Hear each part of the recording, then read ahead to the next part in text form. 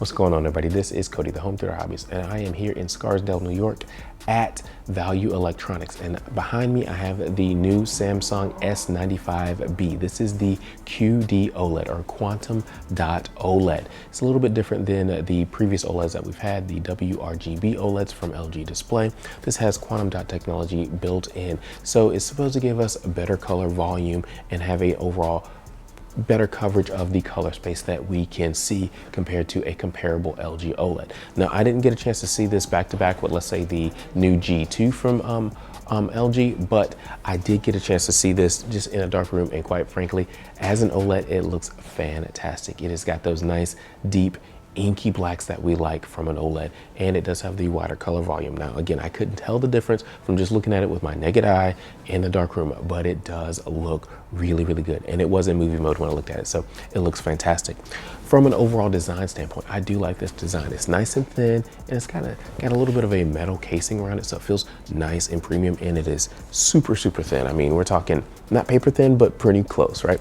And it's got a very, very small bezel, as you can see here on this screen.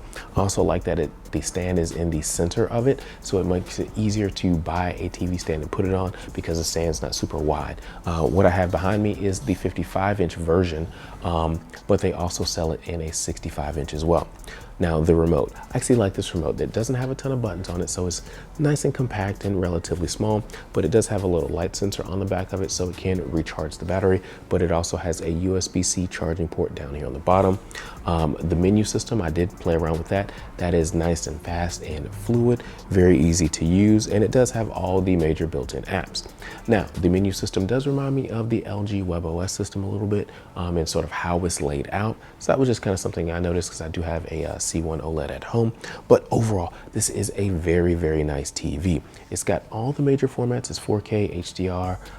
It does have HDR10 Plus instead of Dolby Vision, so that might be a downside. If you are really looking for Dolby Vision, then I guess you'd have to check out the Sony A95K. It is not in store right now, so I couldn't compare the two. But again, this does have HDR10 Plus, HDR10, HLG support, and it is 4K. This is a really good looking TV. I have no doubt that it will be in the contention for best TV of the year at the end of the year. But if you want to find out more about this, definitely hit that subscribe button and that notification bell, because I will be trying to do more content with more TVs. So thank you for watching. I'll talk to you next time.